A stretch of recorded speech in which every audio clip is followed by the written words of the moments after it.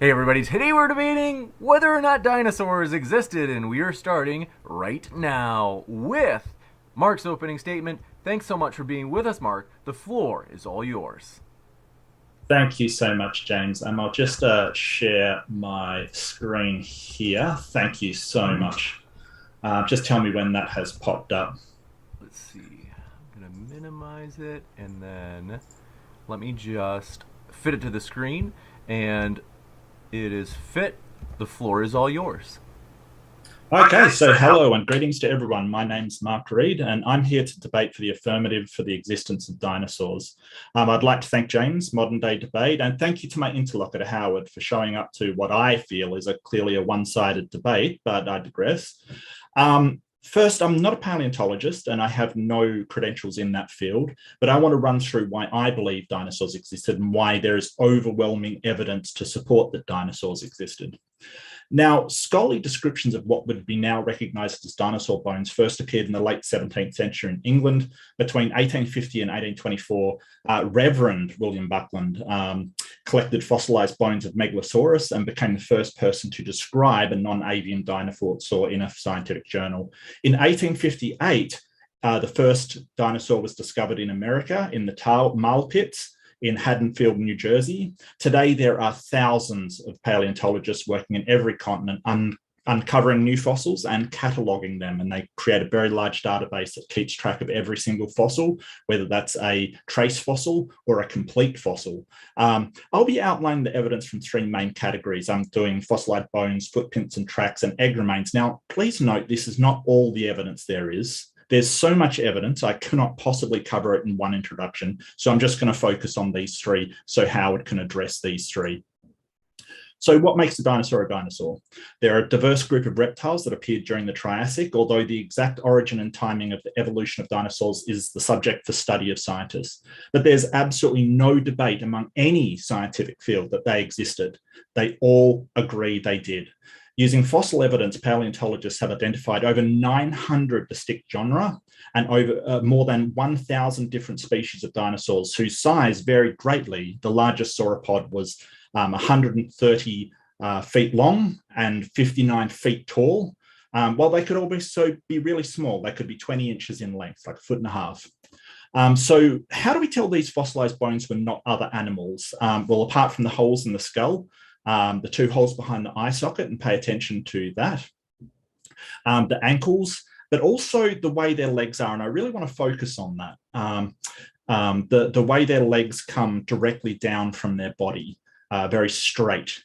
And I'll go on a bit more into that later. So how many fossils have we found? In the world, there's approximately 11,000 fossilized dinosaur specimens. There's currently about 3,000 so-called full dinosaur specimens, complete or near complete, above 75% complete, in museums in the United States alone, and many more all throughout the world. Question that you may have is, are the dinosaur fossils like this one a replica? Sometimes they take a cast and they do make replicas to display.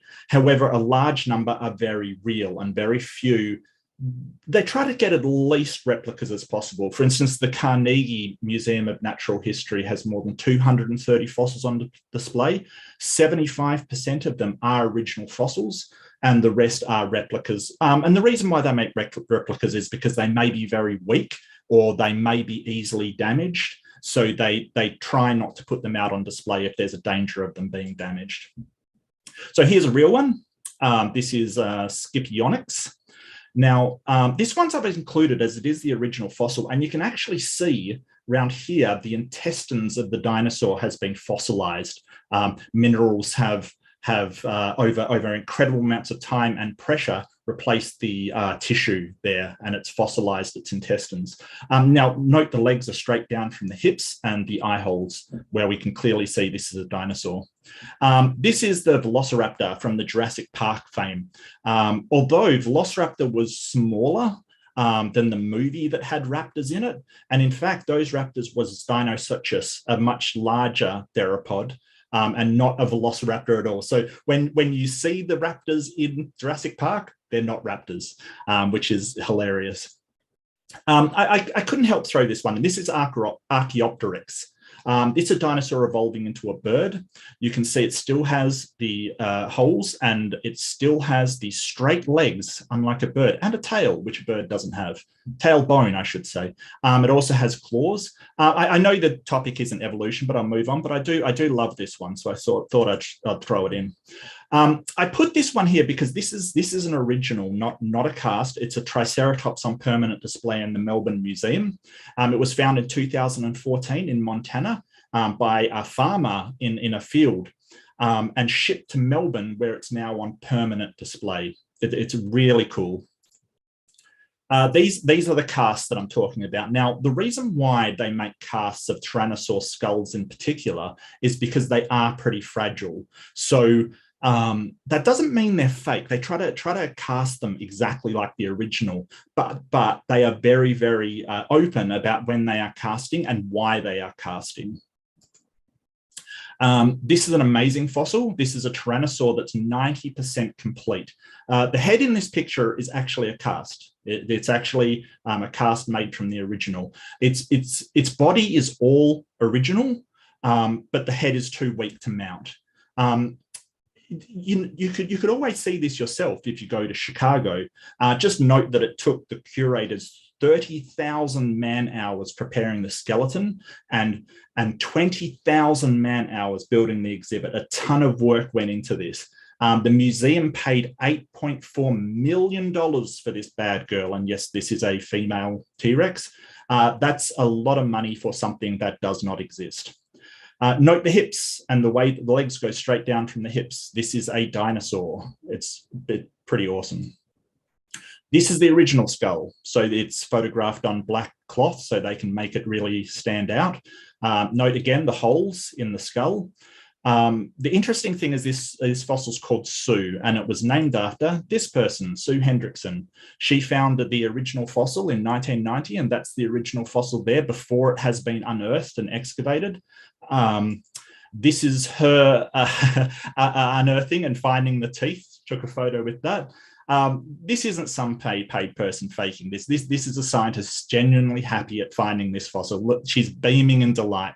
This is a real fossil that they documented as they unearthed. So this is the site after back-breaking and exhausting excavation of the fossils.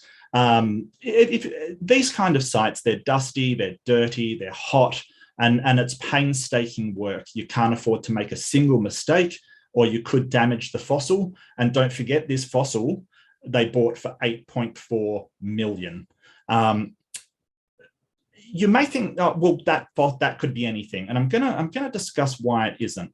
How we know they're dinosaurs. So when I said look at the hips, I wanted to really focus on this. So dinosaurs had straight hips. That's the one in the center, as well as mammals. The one on the right is crocodiliid, Rhesusaurians, that sort of are the ancestors of crocodiles, and they have a different type. They don't have the socket there. But this is reptiles over here. Notice the sprawling hips that they have. They're clearly different, and we can tell the difference.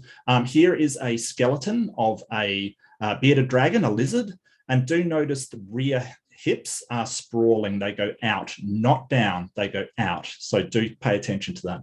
I'm going to move on to my second category, which is eggs. Now, this is an egg with an embryo still contained within. We found lots of these eggs all over the place. This one was from China. Creepy, really creepy, but dinosaur. This is a dinosaur nest with fossilized embryos. Most of them, some of them have embryos still in it. Again, I could show thousands of these pictures, like I could show thousands of pictures of skeleton fossils, but we would be here for days and days and days. This is a tiny, tiny, tiny, tiny sample. Now, how do we know it's not just a modern egg that looks like it? Well, there's a very noticeable difference. This is a diagram of contemporary eggs, like, say, birds, etc. See how there's a pore space every single segment, and there's an external cuticle. So there's sort of pores on every segment and an external layer to the egg. Now, compare that with a dinosaur egg, and what we have is a pore canal every few segments. This gives the egg a dimpled appearance. It also has no outer layer, and paleontologists can easily tell the difference between a dinosaur egg and a modern contemporary egg from this. So this is a footprint in the Gobi Desert. I actually included this to show the size of the footprint. This is from a Titanosaur, massive thing. Look at the paleontologist that found it and how proud and happy he is. So when you speak to paleontologists, they nerd out over dinosaurs and they can talk your ears off about them. And I want to sort of say, is this guy lying to you? Look how happy he is. What a guy. I mean, he's just beaming. These are, move on to tracks, actually. These are tracks from Bolivia. I've included them because they're filled with dark sediment and they're really striking. You can clearly see the tracks in contrast with the rock. They're fantastic. These people in the background are people taking a tour, and you can sign up and go for a tour, see dinosaur footprints. They're in most areas of the world, not all, because we don't have fossils in all areas of the world, but there's some in my home state up north in Broome, which are fantastic. So this is Paluxy River in Texas, or Tejas, and a big shout out to all the Texans out there. I just want to mention something about some of the claims made about this and some of the sort of claims made about dinosaur fossilized tracks. This is another dinosaur track in Paluxy River, and it's been claimed, oh, this is a human track, it's not real, it's a fake, it's a hoax, and all these kind of things. What's happened is these points here, the talons and the toes have collapsed, and they've just collapsed inwards, making it seem like the foot's smaller than it actually is. There's actually still toes there, but people mistakenly think they're human. They're not. This is Mill Canyon. This is where they put up a walkway to go and view the prints. And actually, interestingly enough, when they put up the walkway, they damaged a very small portion of these tracks, and the paleontologists and other scientific communities were livid they had damaged this. It's open to anyone, so you can go and have a look at the viewing platform and see all the tracks of the dinosaurs from a slightly elevated position. It's kind of a really bad cover-up that constructs a viewing platform so people can actively go and look at the tracks and freely examine them. I don't know why, if they didn't exist, that they're helping people see the things that don't exist. So there is so much more evidence I can possibly put into than I can possibly put into one presentation or 100 presentations. I think I could spend days and days and days nonstop, and I couldn't fit all the evidence in. Here is just a small sample of the things that I'd like Howard to address. I'm glad to be here, but I have no idea why this is even debatable. I think dinosaurs are amazing. And just for the record, my favorite is the Ankylosaurus, which was a squat sauropod, like a small tank. And these are more evidence that you can I could include if I wanted to, but I didn't want to sort of give Howard tons and tons and tons. Thank you for listening, and leave your favorite dinosaur in the comments. I would love to know what you think, and thank you so much for your time. I appreciate it. Thank you very much for that opening statement, Mark Reid. We're going to kick it over to Howard's opening statement as well. I want to say, folks, if you haven't been here before at Modern Day Debate, we are a neutral channel hosting debates on science, religion, and politics. We hope you feel welcome no matter what walk of life you are from. And don't forget to hit that subscribe button, as we have many more juicy debates coming up, such as whether or not Islam is dangerous this Friday. You don't want to miss it. That's pictured at the bottom right of your screen. And with that, thank you very much. Howard, the floor is all yours for your opening statement. Thank you, James. Let's just see if I can share the screen. Can everybody see that? They can. Let me just fit it to the screen because it's a little bit zoomed in, and then we should be good. So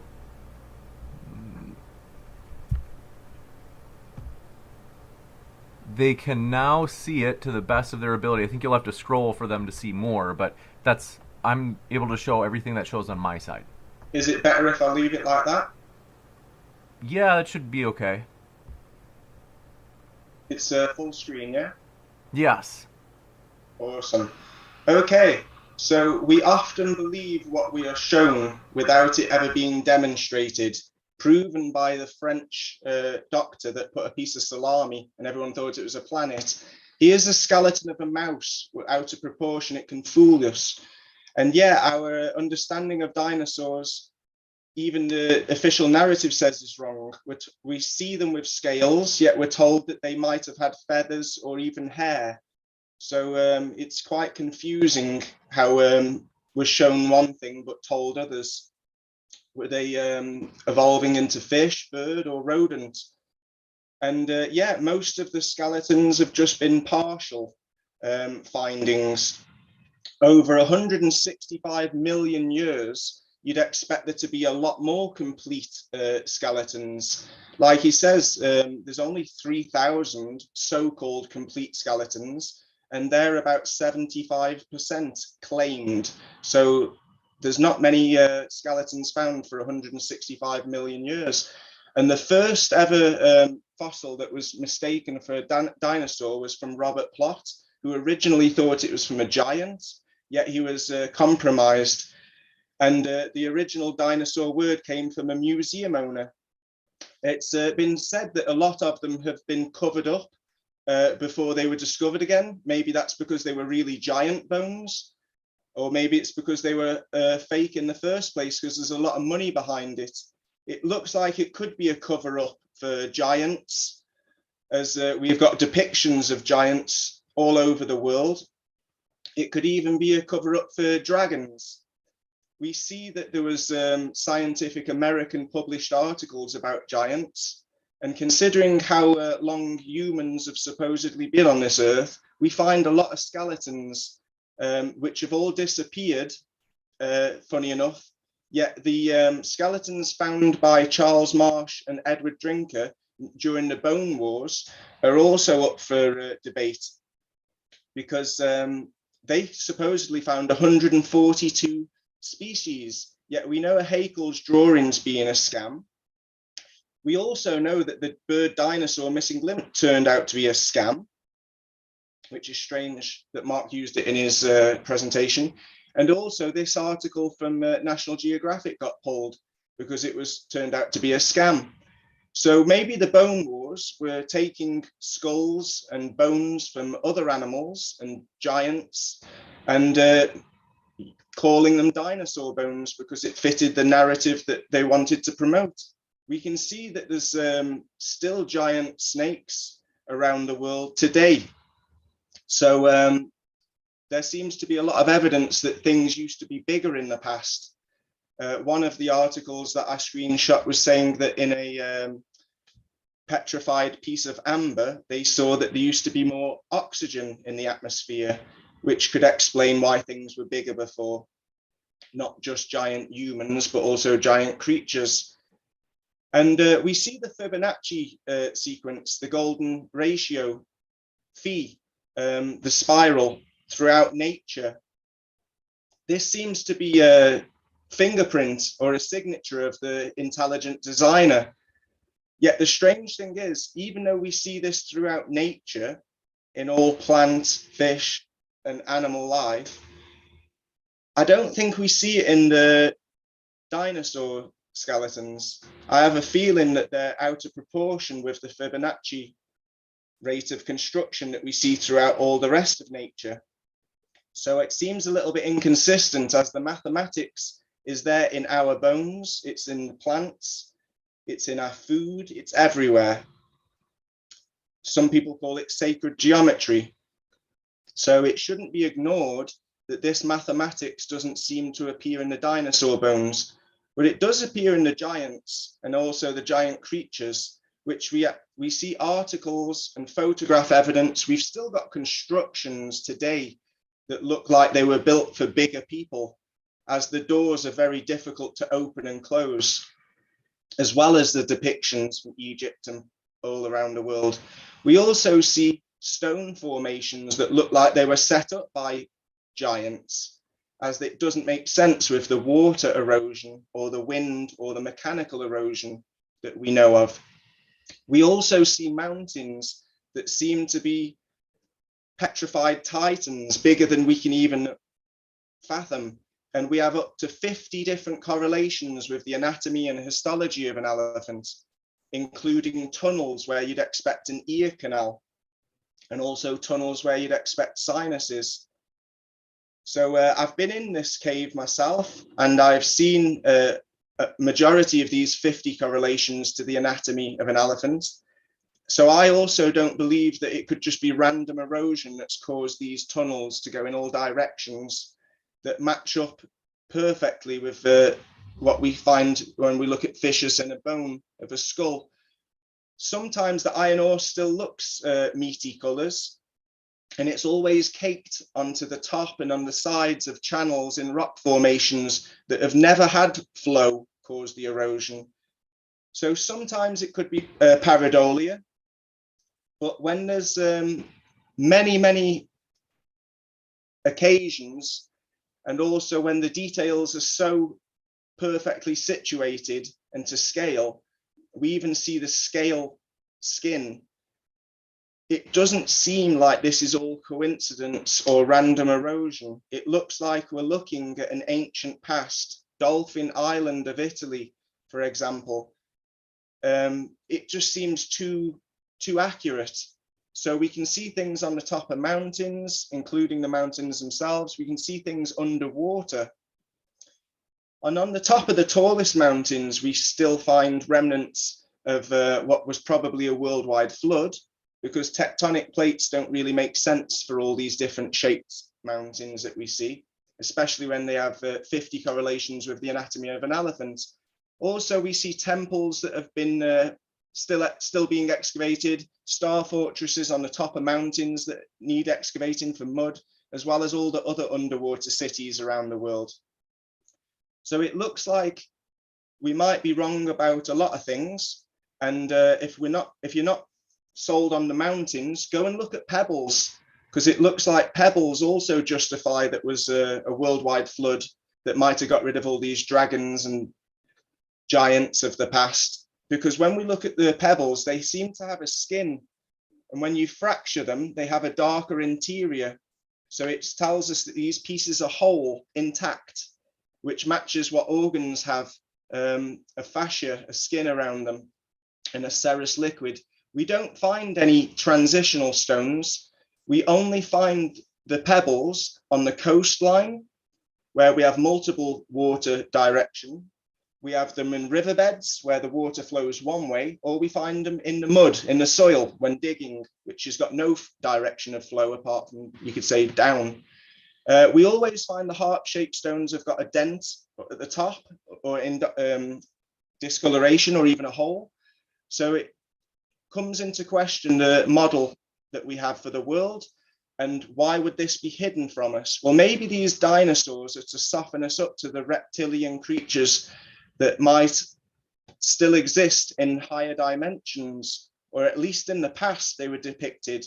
And it seems like a lot of brands and also religious organizations still pay homage to the reptilian creatures as they build their constructions, statues, and their logos to suit them.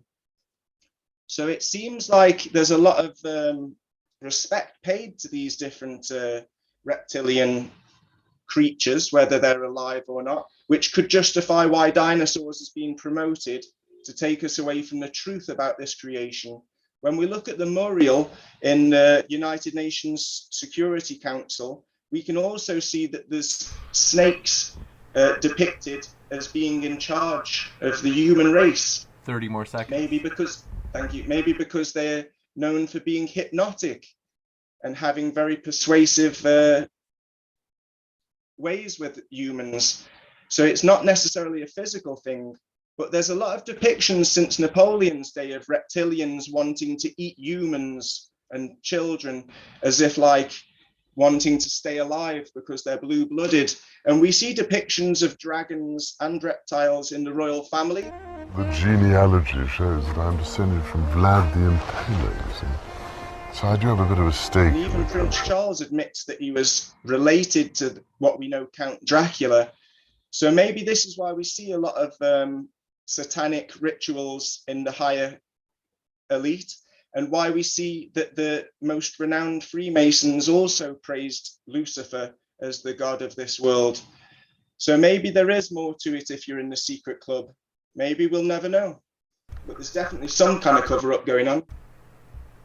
With that, thank you very much for that opening statement, Howard. We are going to kick it into open discussion. So, with that, folks, if you happen to have any questions, feel free to fire them into the old live chat. If you tag me with @ModernDayDebate, that's one way, as well as if you want to submit a question via Super Chat, you can, and those get bumped to the top of the list.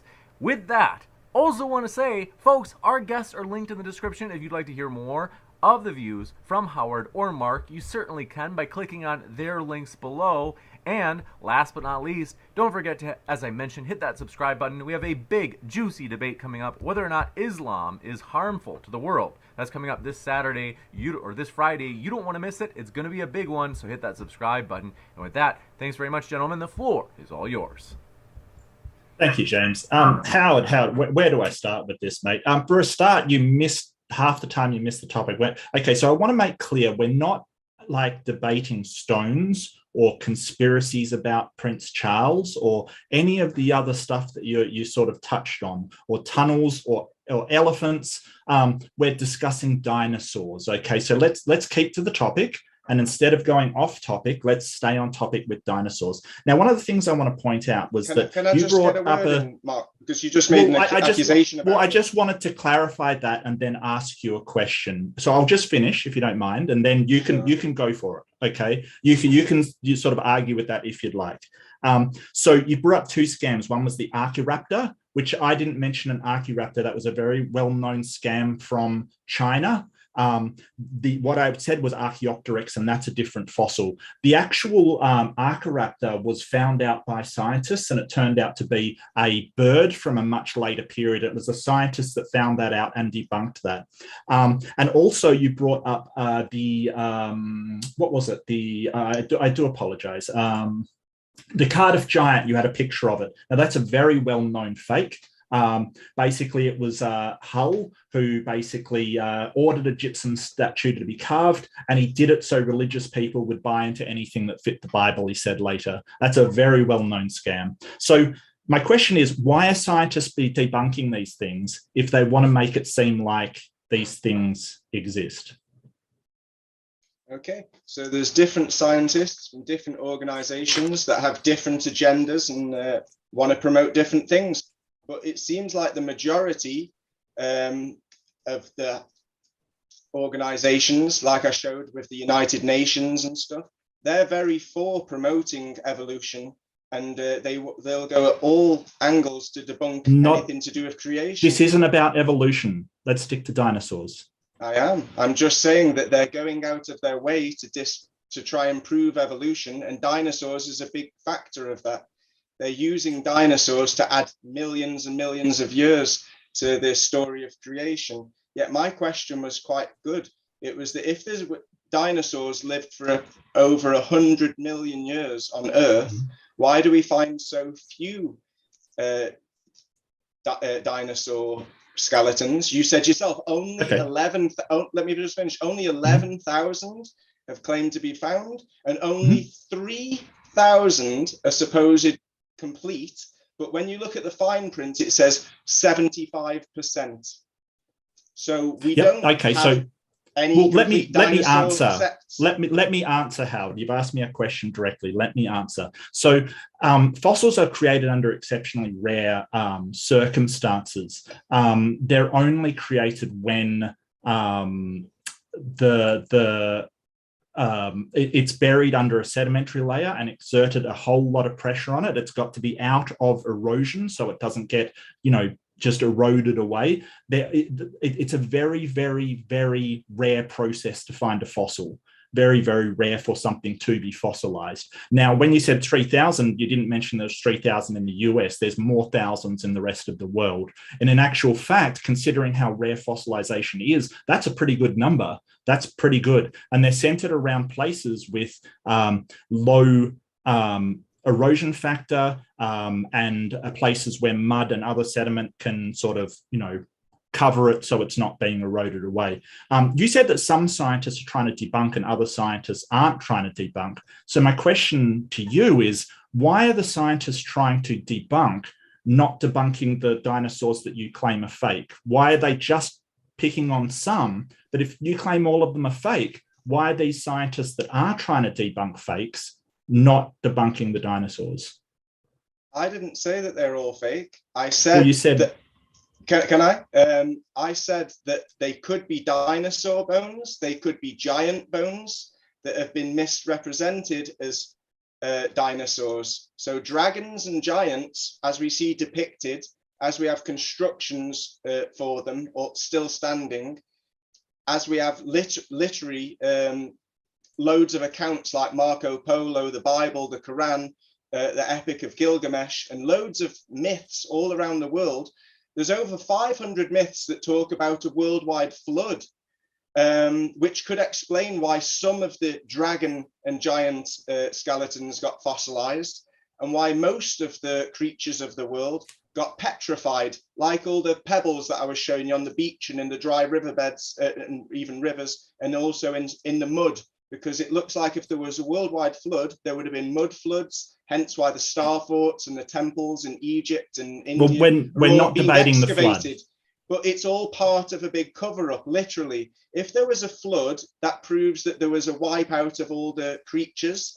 If all the creatures have either we're not debating the flood. We're not debating the flood. Stick to the topic, Howard. We're not debating the flood. Please stop interrupting me and you'll get my point, because I'll wrap it up. Stay on topic then. I am staying on topic. You're interrupting me and you're causing me to divert. One thing I want to do is, Howard, I normally, well, you can tell me if I'm being overly charitable. I want to change the subject really quick just because it's something that came up during the opening. A lot of people in the live chat were wondering how it's relevant.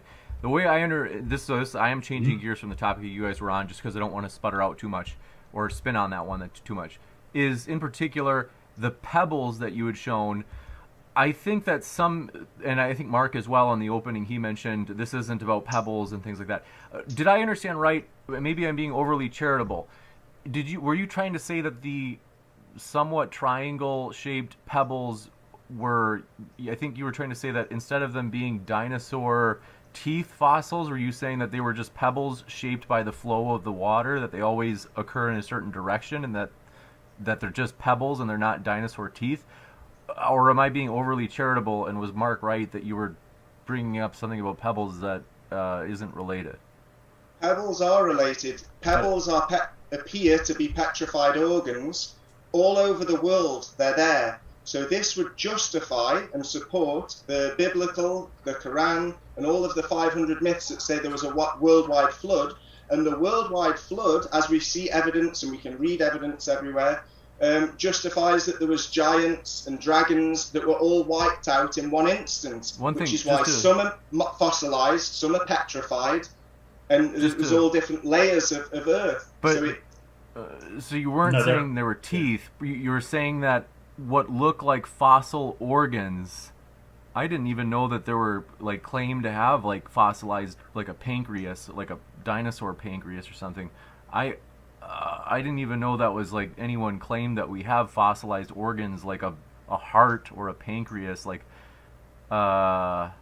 you're saying that, but if I understand right, just to be sure I understand right, and correct me if I'm wrong, and sorry Mark for jumping in on you like this. No, that's okay, that's all right. I just, like I said, I find this I always kind of find these topics especially interesting because they're kind of novel, to say the least. Well, let me explain why I am sort of objecting to that. It's because even if there was a worldwide flood, I can grant a worldwide flood. I can say, hey, it all happened. I don't believe that, but I could grant all of that. It's irrelevant because the question is, did dinosaurs exist? Whether there is a flood or not a flood has no bearing on whether the dinosaurs did exist.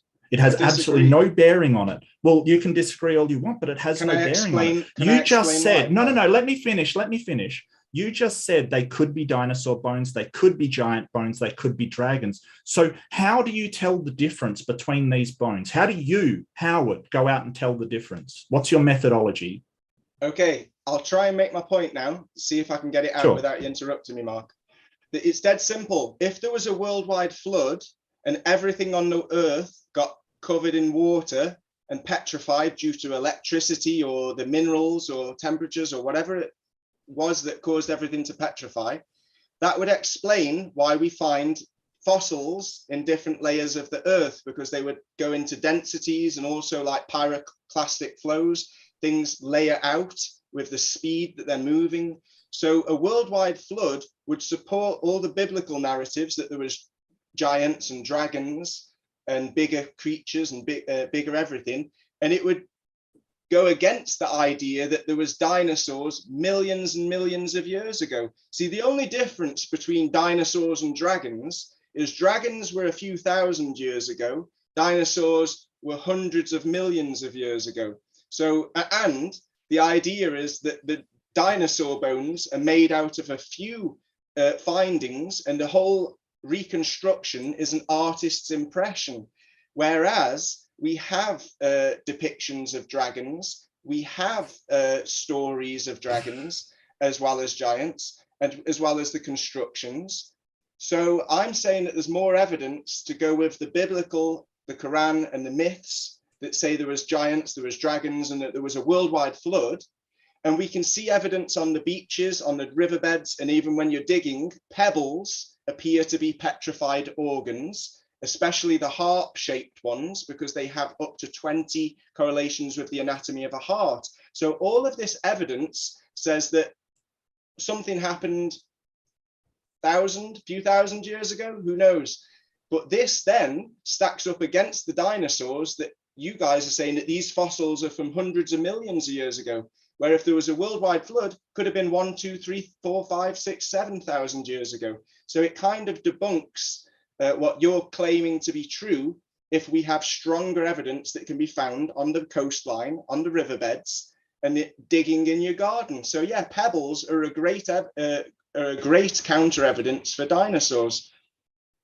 No, pebbles are not any kind of counter evidence for dinosaurs. And I actually asked you a question that you totally dodged whatsoever. You said it could be dinosaur bones, could be giant bones, could be dragons. My ask was, what is the methodology for telling the difference between them? But I want to address what you said. I didn't dodge it. I answered it. No, Howard, let me finish. Yeah, but don't make accusations that aren't. I want to address everything you said. You made a number of points. I will address them. Howard, I actually wrote it down. You can rewind the tape.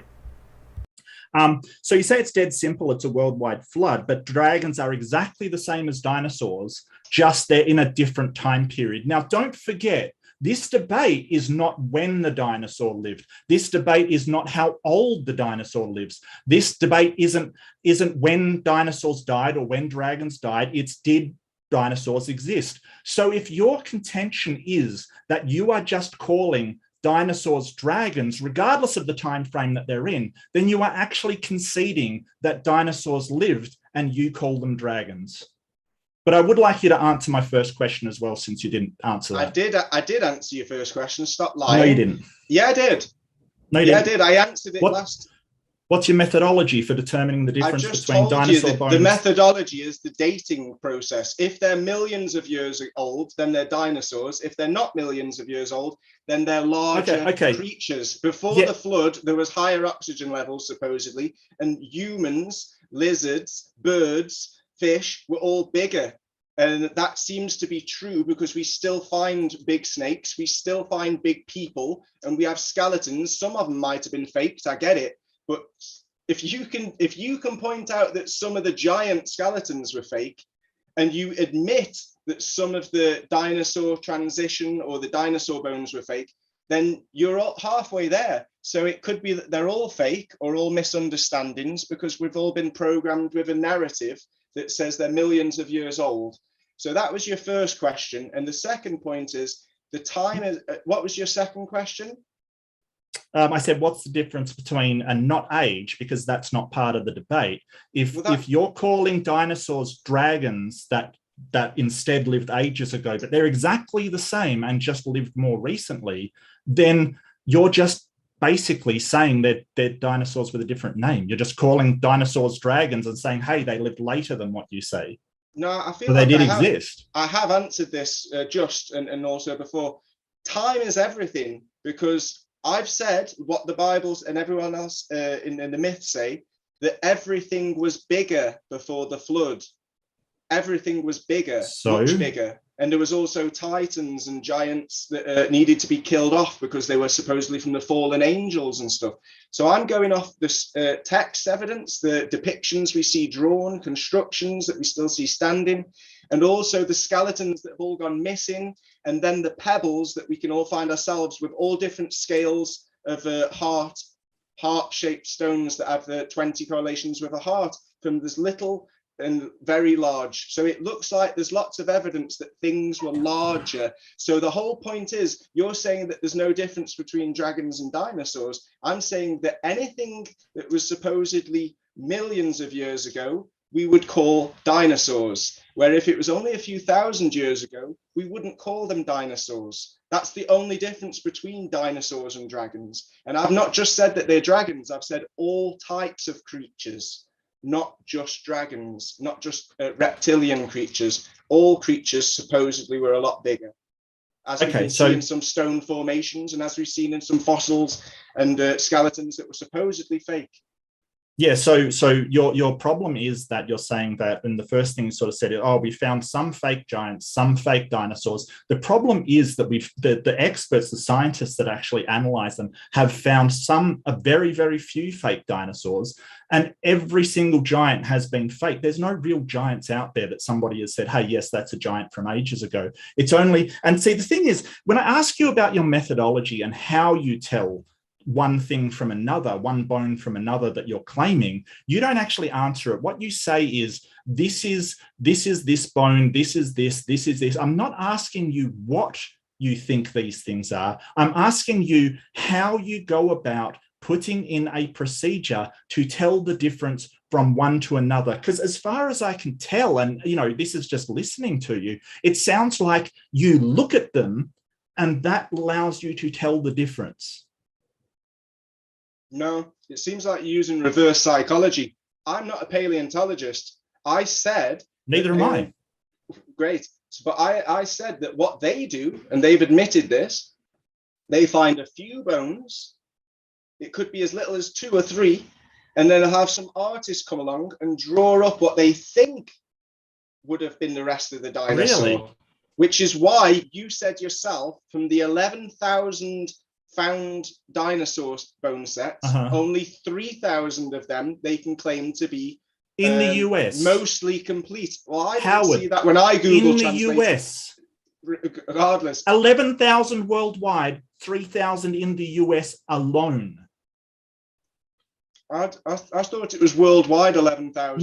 No, 3,000 just in the US out of those 11,000. 3,000 just in more thousands worldwide that are complete, 75%. But I mean, it's weird that you say that. No. I want to address that thing that they find bones and then they just draw a diagram. Did you watch my presentation where it had Sue, the big Tyrannosaurus, 90% complete, where they painstakingly dug it out, recreated it, and then put it in a museum? How is that finding a few bones, which is a total mischaracterization, then drawing a diagram and then that's it? How is that possibly what you got from what I presented?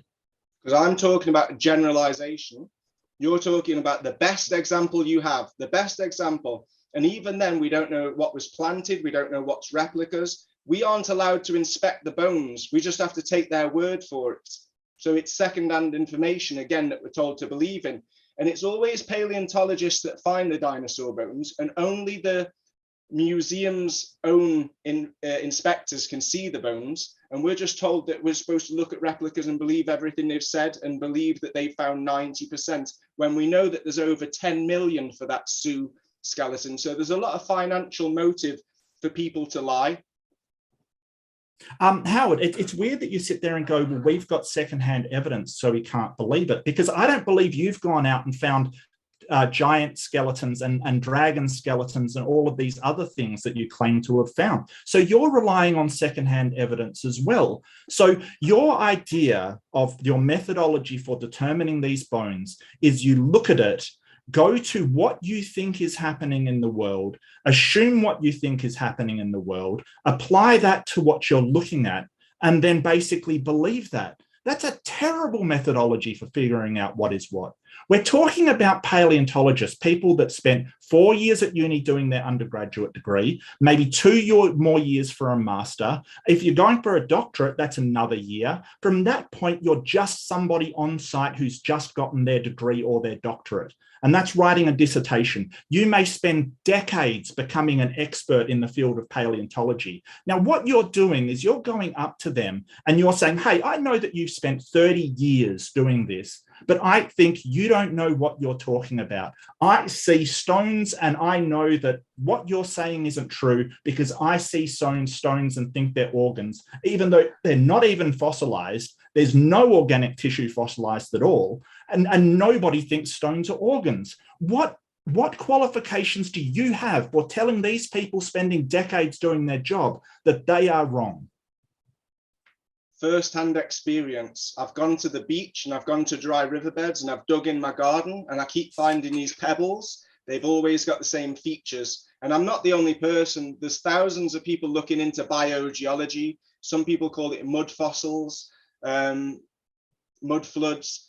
There's all sorts of people looking at rock formations around the world now. So the geologists are starting to listen to us, and there's experts that are also talking to my friend Mike, doctors, geologists.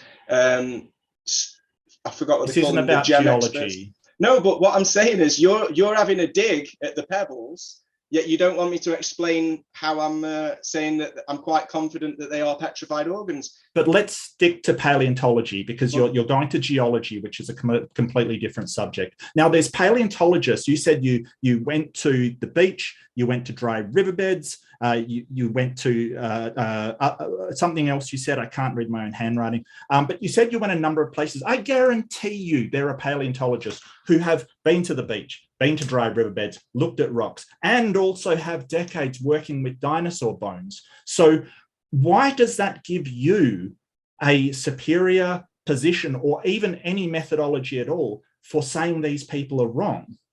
Because sometimes you need fresh eyes, because a lot of the times when people are educated, it could be indoctrinated if the information's false or only limited. So sometimes you need fresh eyes to come along. And luckily, my friend Mike Wilkerson on the YouTube channel Stellium7 sent me some of his videos. So I met up with him.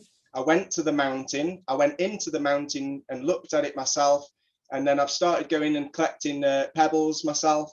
So I've got first-hand experience and fresh eyes, and I'm not got tunnel vision from being indoctrinated that flesh can't petrify, which we know it can because there's historical accounts like Hiramo Sagato, who petrified flesh as a living. He made a museum of petrified flesh, but then died and took the secret with him.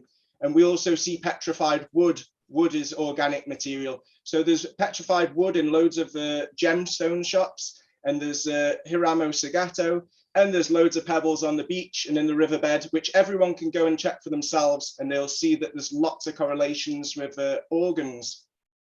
So it looks like there was a worldwide flood, which looks like the biblical accounts were true. Okay, we're not debating a flood. And the Bible says that the world's only a few thousand years old, which means that dinosaurs weren't created by the intelligent designer, which means the Earth hasn't been here millions of years. And if the Earth hasn't been here millions of years, that means there was never any dinosaurs. Howard, we're not debating a flood. Like, stick to the subject. You're just changing subject again and again and again. I did. You're taking no notice of it. So just because you look at a stone and think it's a petrified organ doesn't mean it is. Going to a mate of yours, watching a video on YouTube, then going out to evaluate something is a terrible way to evaluate something. And I'm glad you mentioned these caves, because you said, hey, these caves are remarkably similar to elephant anatomy. I don't think you're familiar with elephant anatomy at all. I think you've seen elephants. Have you ever done a dissection or any kind of autopsy of an elephantine corpse or anything to be familiar with an elephant anatomy? Mike Wilkerson's a chiropractor. He studied the anatomy. He's a chiropractor. Yeah. So obviously a chiropractor is familiar with elephant anatomy. Is that what you're saying? He's researched elephant anatomy. Yeah. Oh, on YouTube, presumably?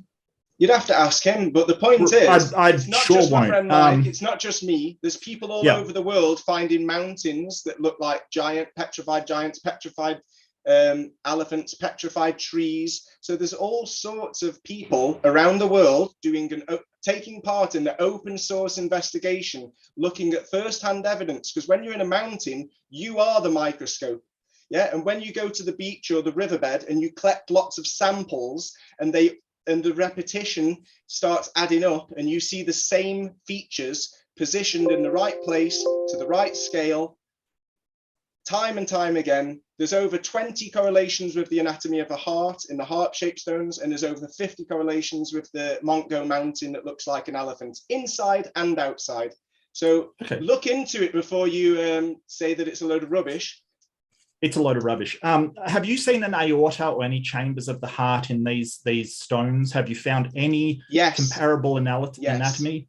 You have. The aorta, the vena cava, and also I forgot all the other parts of the heart. I severely doubt you. You said like when you go into the mountains, you are the mountain, and when I've never gone into a mountain and become a mountain. Well, you said you are the riverbed. You are. Well, I mean, we can watch it again. Well, maybe go back and watch. I said you're the microscope.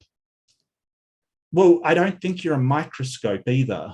When you're looking at a mountain, you are the microscope. You're looking at tiny details on a mountain. So a microscope is a series of lenses that magnify put after one another, so you can see on a microscopic level. If it doesn't make you a microscope going into a mountain, it makes you a dude in a mountain. Yeah, the point was, when you're looking at a mountain, you are zoomed into the details, because we are microscopic in comparison to the mountain. And you can take the rock specimen and look at them under a microscope, or you can get a camera that goes into the heart-shaped stones and look at the chambers where you'd expect the heart, 4 chambers or 2 chambers to be. So yeah, there's lots of things that my friend Mike's been doing, and I'm just helping promote his work because I've had some first-hand experience myself. I'm convinced that his theory is right, and that we're looking at petrified organs, which justifies a worldwide flood, which justifies that the Earth's only a few thousand years old, which pretty much debunks that dinosaurs existed, because they were supposed to be millions of years ago. That doesn't follow. Because just if there was a worldwide flood, it does not debunk all of the... Did you see the fossils and skeletons and skulls and tracks that I showed you? Why aren't those fossils real? What's wrong with saying... Well, they're real. It's as if you're they're dinosaurs in one ear and coming out the other. I'm saying really one isn't. thing. I'm saying one thing, and you're saying the other. I never said it was fake. I said that you're assuming that they're... Listen, tries to stop interrupting me. I'm saying that they're not millions and millions of years old. That's not the debate, Howard. The age is not the debate. It's whether they existed. No, I'm not going to let you change the subject and say, not changing the subject, Mark. Age of dinosaurs. That's what makes dinosaurs, the age. Otherwise, they're just large creatures. I went through what makes dinosaurs. The holes in their head, the angle of their ankles, the straight lines of their legs. That's what makes dinosaurs. Sorry, I don't mean to interrupt, but just so we don't gonna get caught up in the weeds on this, is that like... Dinosaurs, I'm thinking like the definition, Howard, that we're usually thinking of is like, so theoretically if people did bring dinosaurs back to life like Jurassic Park style right now, like I'd still think of them as dinosaurs even if they were so like I just don't want to get too caught up on the age and more just on the creatures per se. But we in a little bit will have Q&A, but we have a little bit more time yet, so don't feel rushed, but we'll jump back into open conversation, and then maybe about 5 to 10 minutes go into Q&A. Cool. If I may, Mark, in your presentation, you specifically said a few of them things about the legs, and you said, and they were in a certain age. Yeah, prehistoric. And you named the age that they were supposedly, and it's not Jurassic, it's got another name, I know. And that is what you said in your presentation. That's what makes dinosaurs.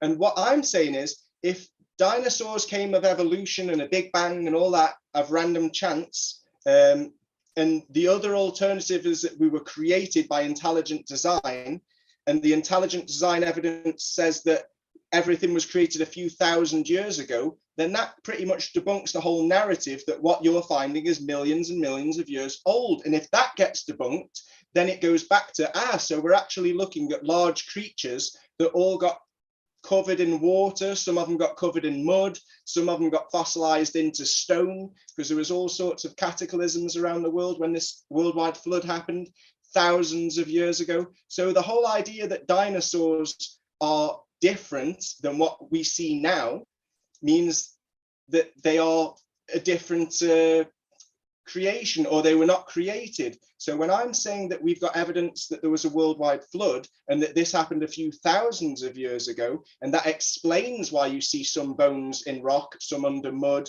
and some just petrified out loose, that pretty much debunks all of the narrative that you believe in. And if the narrative you believe in is debunked, then everything comes up for question, and all these dinosaur bones could turn out to be large chickens and large reptiles and large humans and all sorts of things. Okay, so now I want to address that. You're gish galloping, Howard. You're going on and on and on and on. I want to address this. You can't just talk forever, bringing up multiple points after point after point. It's called gish gallop. It's pretty dishonest. Now, what I said is, when the scientists said dinosaurs lived at this time, the fact that they're dinosaurs does not rely on when they lived. Whether they lived 2 years ago, 20 years ago, 50 years ago, 50 million years ago, does not make them anything other than dinosaurs. My criteria for what defines a dinosaur was very specific. It was holes in the skull. It was the angle of their ankle. It was the type of hip they had on their bone structure. There was a few things there, but saying that the time when they lived was a criteria for it being a dinosaur is completely untrue. And you also miss that dinosaurs could be as small as, 2 inches as well. So it was 1.5 feet. I'm sorry, I'm bad with the imperial system, but those things, like, it doesn't matter when they lived. If they arrived again today, they'd still be dinosaurs. Yeah, I got James's point, but his point was, if they were revived now, they would be revived species from millions of years ago that came about from random evolution. Would they still be dinosaurs? If they had ever existed millions of years ago due to random evolution, they would be able to revive them. But if they this isn't an evolution debate. If to be fair, Howard, my point wasn't that, like, I wasn't trying to emphasize that dinosaurs are, like, inherently from millions of years ago. It was more, I was just trying to say that even if they, like, wouldn't we still call them dinosaurs, like in the movie Jurassic Park, or if they were brought to life? You might want to, in some way, if you want to use it to try to make that case, but just at least so you know, my intention was not to say that they're from millions of years ago per se. To be honest with you, and I'm not trying to pick on Howard, it sounds like the debate you want to have is, did dinosaurs live millions of years ago? And you may have gotten the wrong debate topic or misinterpreted in some way, but you're basically saying that these animals did exist. They may have been dinosaurs, and you just dispute the time frame. I never, ever said that they may have been dinosaurs. I said that they may have been larger creatures like dragons or giants that got covered in a worldwide flood, and since then everything's become smaller because there's less oxygen, as the scientific tests of the petrified amber showed from the two researchers from California that I showed in my presentation.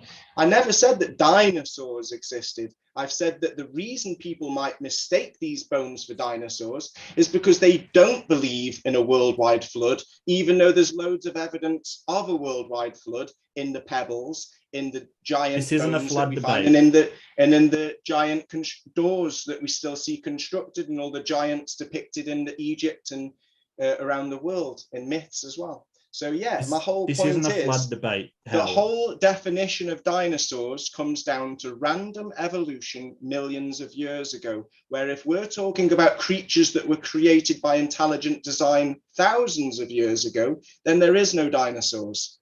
There's just remnants of petrified and fossilized living creatures pre-flood, not okay. So let's reset. Let's reset, because the same paleontologists find, like, mammoth bones, right? So do you believe that megafauna like mammoths and megatherium and things like that existed? Larger creatures existed in the past. So why do you trust the paleontologists on mammoth bones, megatherium, all of these other animals, and not on dinosaurs? What is it that says, hey, this can't be real? I don't trust the dates that they're using, or necessarily the reason. Okay, ignore the dates. Ignore the dates. It doesn't matter. It doesn't matter. Whatever age they lived at, why do you think all of the skeletons, all of the fossils, all of the eggs, all of the tracks I presented, from whatever age they're from, it doesn't matter, right? Why do you think they're not real? What is it that tells you these are not real? These animals, whenever they existed, couldn't have existed. It's like, I keep saying it and it goes through your head in one ear and out the other. I never said that all of your evidence was fake. I said that some of it could be fake and a lot of it has been misconstrued with a false timeline. Well, it sounds like to me you're basically conceding that dinosaurs existed, just not in the time that I'm saying they did. No, that's exactly what it sounds like to me. Listen carefully. Larger creatures existed before a worldwide cataclysm like the flood spoken about in 500 myths and the Quran, the Bible, and the Epic of Gilgamesh. What were the creatures? All sorts of creatures. Could you be specific, please? Look through the encyclopedia of living creatures. All of the creatures seem to be bigger pre-flood. Did I show some of the creatures in my presentation? And a lot of the dinosaur creatures have literally been put together by artists that thought they might have looked like this, that, and the other.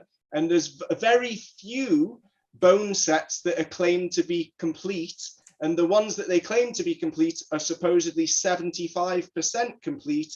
We don't know if we can trust them. We don't know if they're adding heads or changing details to suit a narrative that goes against there being an intelligent designer.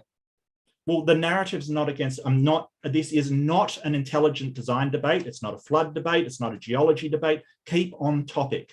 So if I showed some of the creatures, so you're basically saying all the stuff I showed you was fake, even though earlier you claimed that wasn't what you were claiming. So you're saying they put it together wrong. Are you now saying that they existed, those skeletal structures existed? I've said. What are you saying? You'll have to rewind because I think everyone watching gets it. There's multiple factors. Some things are faked. Some things are faked. Some things are misunderstood. Yeah. There's all sorts of reasons. Some things are financially initiative. At the end of the day, you said that I was talking about conspiracy theories. I showed that Prince Charles himself admitted that he was bloodline. This is not a conspiracy debate, Howard. It's not a conspiracy debate. I showed evidence that he admitted his bloodline, and that bloodline goes back James, to we're not doing bloodlines of the English monarchy. Seriously? What has bloodlines of the English monarchy got to do with dinosaurs? We might want to. If you stop interrupting me, I'd be able to get it out. It's okay, James. This one might be a good opportunity. Is Prince Charles a dinosaur? Dragon. Reptilian. Okay, dragon. Okay. Well, I don't know. I'm just saying that they use dragon. This is what I mean. You interrupt. I got one last question. You twist my word. No, stop. Let me clear what I was saying because you twist my words and then you make it look like I've said something I haven't said. I'm saying that he claims to be a descendant of Count Dracula. They use the red dragon on their flag, and also the dragon and the serpent is used in the Vatican and the World Health Organization and lots of Italian families, the Napoleon crest. And these dragons show these logos show a dragon eating humans like vampires do to stay alive. So if there is any truth to this conspiracy theory that they admit to, then it's obvious that they would want to cover up the truth and distort it and take away the truth of a flood. Why was there a flood? Because there was evil in the world, and make it like the reptiles are all friendly. Go and watch a movie. Go to a theme park. Dinosaurs are your friend. So it seems like there is a reason to promote dinosaurs and to demote dragons and serpents that have got hypnotic. I don't know if they're physical or spiritual. I'm just saying that there is evidence in the royal family and the crests and all the other things that I've listed, I don't know what to believe in. I'm just pointing out the reasons why there could be lies behind what dinosaurs are and when they supposedly were, if they ever were. It looks like they weren't. Okay, Howard, I hear you. You're saying they're fake, they're misunderstood. I've got a mountain of evidence behind me, and I don't believe you. Is there anything solid you can give me, anything demonstrable that you can give me that is evidence for these claims that the pictures I showed were faked and misunderstood? Or have you just got your word and your mate with a YouTube video? I've got personal experience from making so your findings. Word. Gotcha. And I've also got the evidence that I put in my presentation. None of it was conspiracy theory. It was all factual evidence that people can check and research for themselves. Right. It's not.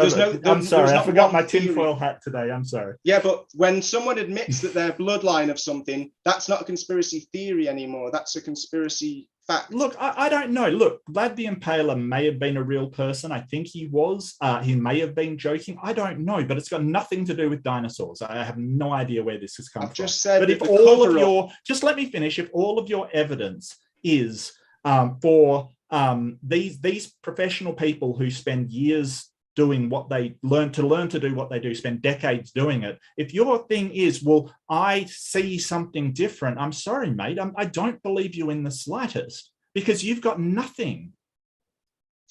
You don't have to believe me. I'm just telling people what to look out for when they go to the beach or the riverbed. And I've shown people evidence in my presentation that they can research for themselves. There's absolutely no need for anyone to believe me.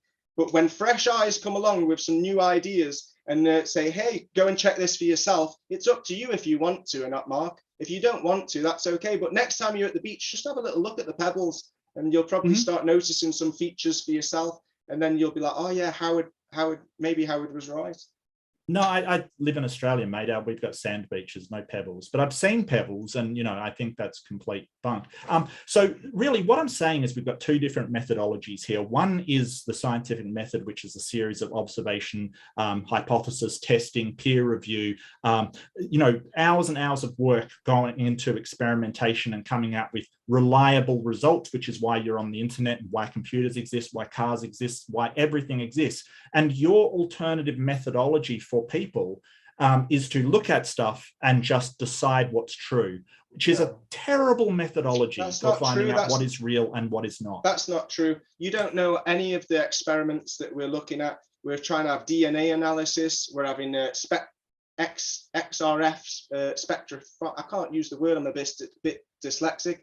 But there's all sorts of experiments that Mike's having done and had done. He's also dissected some vertically and horizontally. There's loads of different experiments being done by Mike and by other people that are interested in this field of research. You've only just found out about it, so I understand it sounds a bit out there. But yeah, if you look into it, you'll see that there's many people researching and a lot of professionals are in the field as well. Okay, one last question. Have you been to a museum and seen for yourself? Replicas. No, not all of them. As I said, a lot of them are real fossils, and they will tell you what is a cast and what is not. Have you been to a museum and seen these fossils? And when I was researching, it said that there is no fossils in the museums. They're all replicas because of the decomposition properties, because of the cost, because of the weight. It's not. It's just, it doesn't make any sense to have a real bone there for those three reasons I've said. So they often, if not always, use replicas, not just for dinosaurs, but yeah, especially dinosaurs, because they're so precious, heavy, and supposedly could deteriorate.